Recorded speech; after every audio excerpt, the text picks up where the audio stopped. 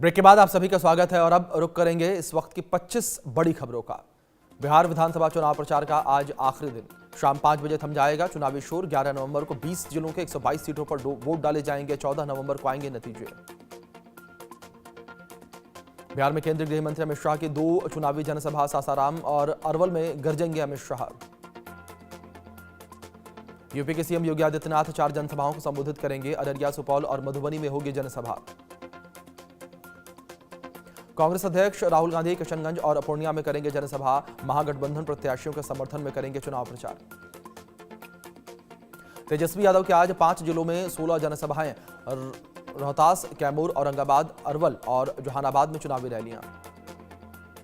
RJD नेता तेजस्वी यादव ने कहा कि बिहार की जनता बदलाव के लिए वोट कर रही है। प्रधानमंत्री हो या केंद्र के मंत्री हो, ये लोग 65% आरक्षण के बारे में कुछ नहीं बोल रहे। महागठबंधन प्रत्याशी तेजस्वी यादव का आज जन्मदिन। आरजेडी कार्यालय पर पार्टी कार्यकर्ता बना रहे हैं जश्न। पार्टी दफ्तर में 36 पाउंड का केक काटा जाएगा। तेजस्वी यादव के जन्मदिन उनके समर्थक जश्न मनाते दिखे और तेजस्वी के आवास के बाहर बिहार के मुख्यमंत्री तेजस्वी यादव के पोस्टर भी लगाए गए। बिहार चुनाव पर बीजेपी सांसद रवि किशन ने कहा है कि एनडीए की बहुत बड़ी जीत होने जा रही है, जिसकी कल्पना बिहार के लोगों ने भी नहीं की थी। रवि किशन बोले कि बिहार अब कभी भी जंगलराज की तरफ नहीं जाना चाहेगा और बिहार के लोग लालटेन की ओर नहीं जाएंगे। जनसुराज के संस्थापक प्रशांत किशोर पीएम मोदी पर निशाना साधा, कहा कि पिछले 15 सालों में प्रधानमंत्री ने बिहार के कारखाने नहीं लगाए बल्कि गुजरात में कारखाने लगाए हैं। कांग्रेस सांसद राहुल गांधी पंचमढ़ी दौरे पर हैं और वादियों और प्राकृतिक सुंदरता का आनंद लेने जंगल सफारी पर निकले। जीतू पटवारी के साथ जिप्सी पर बैठे। आज उत्तराखंड का स्थापना दिवस। देहरादून में सचिवालय और विधानसभा को रोशन किया गया। राज्य में रजत जयंती समारोह आयोजित।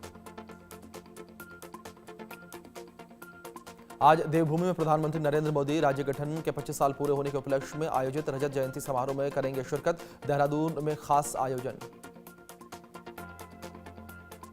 दिल्ली में प्रदूषण का स्तर बेहद खराब। लोधी रोड के पास AQI 377 दर्ज किया गया। अक्षरधाम इलाके के आसपास भी धुंध छाई रही है। AQI 412 दर्ज किया गया। अयोध्या में श्री राम जन्मभूमि मंदिर में उमड़ा आस्था का सैलाब। रामलला के दर्शन के लिए भक्तों का तांता लगा। ओडिशा के कटक में इमारत का एक हिस्सा गिर गया। एक ही परिवार के 3 लोगों की मौत। सीतापुर में मदरसे के अंदर छात्रा से रेप। अवैध रूप से चल रहा मदरसा। जिंदगी के बाद आरोपी मौलाना फरार। राष्ट्रपति द्रौपदी मुर्मू का अंगोला में गर्मजोशी से स्वागत किया गया। यह दौरा अफ्रीका और ग्लोबल साउथ से संबंध मजबूत करने पर केंद्रित। अंगोला का दौरा करने वाली पहली भारतीय राष्ट्रीय अध्यक्ष बनी।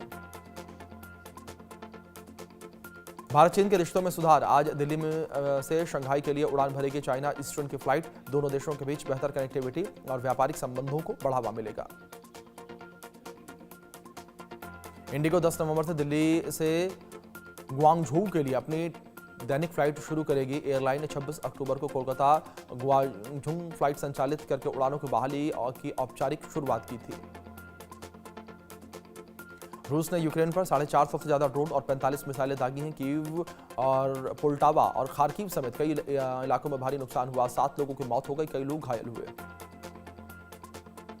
दिल्ली के बाद काठमांडू एयरपोर्ट पर तकनीकी खराबी। 100 अंतर्राष्ट्रीय, 250 घरेलू फ्लाइट्स पर असर।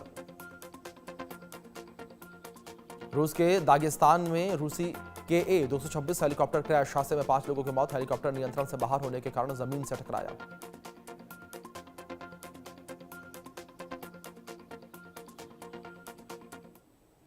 चलिए इस बीच बड़ी खबर उसका रुख कर लेते हैं। आज भारत और चीन के लिए एक बड़ा दिन है। आज से